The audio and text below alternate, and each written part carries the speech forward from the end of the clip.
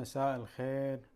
اليوم الطبخة حلوة وخفيفة. اليوم راح أسوي كفتة مع البطاط على طريقة الطاجين بالفخار. راح أسويه.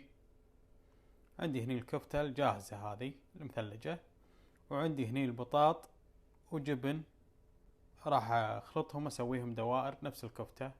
وعندي هني المكونات: ثوم، معجون طماط طماطتين حاط بالخلاط، بصل، كزبرة، بقدونس، فلفل حار، زيت الزيتون، الملح. عندي البهارات اللي راح استخدمها: البابريكا، فلفل اسود، كمون، زنجبيل، كزبرة الناعمة. هذه مكونات الكفتة مع البطاط. هذه الطريقة اسوي فيها البطاط مع الجبنة كذي على طريقة الدوائر نفس الكفتة. هذه إضافة من عندي، يعني الجبن هم يسوونها كفتة مع بطاط، بس أنا ضفت عليها نكهة حلوة شي مع الجبن كذي. سويتهم على دوائر. البطاط طابخانة وجاهز. أول شي أنزل الزيت الزيتون شوية، كمية حلوة.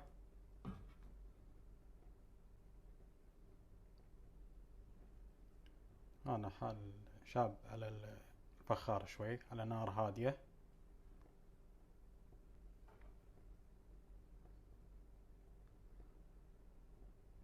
وراح أحمسه مع البصل.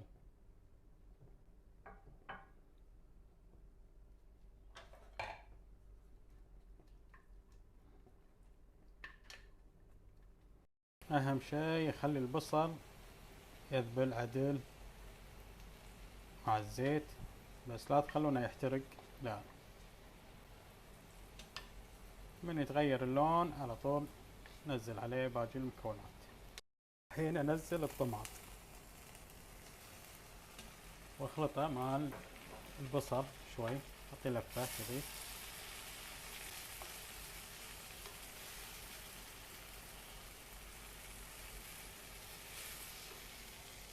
نزل معجون الطماط مخفف انا بالماء.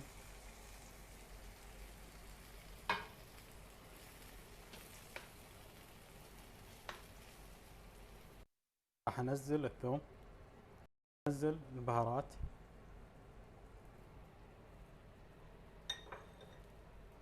واخلطها. الملح، الملح على حسب الرغبة شو اللي تحبون. اخر شي نزل الكزبرة والبقدونس. المغرب يحبون اكثر شي البقدونس، يحطون وياها الكفتة، بس انا ضفت وياها الكزبرة الفرش، حلوة بعد تعطي طعم مع الكفتة. الحين اصف الكفتة. الكفتة هذه جاهزة. بس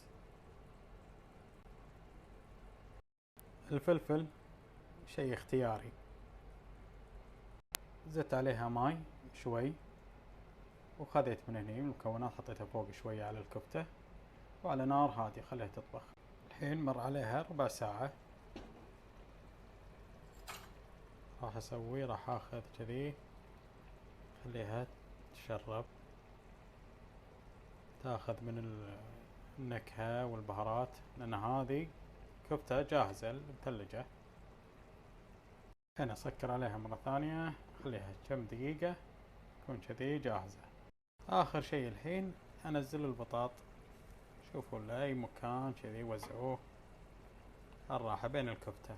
خلوه بعد ما وزعتها الحين بين الكفتة كذي، واحط عليه، خليه بس كم دقيقة بس تكون كذي جاهزة الكفتة.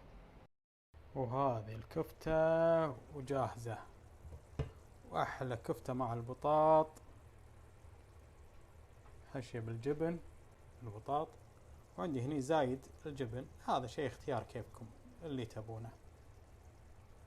حط عليها الجبن، هذا زايد عندي حرام قطه. يعطيكم الجبن حلو ونكهة حلوة. والكزبرة عندي شوية تزيين. بس أحلى كفتة. هذا الجبن الحين راح يذوب الحين. ايش رايكم؟ كفتة مع البطاط بالجبن.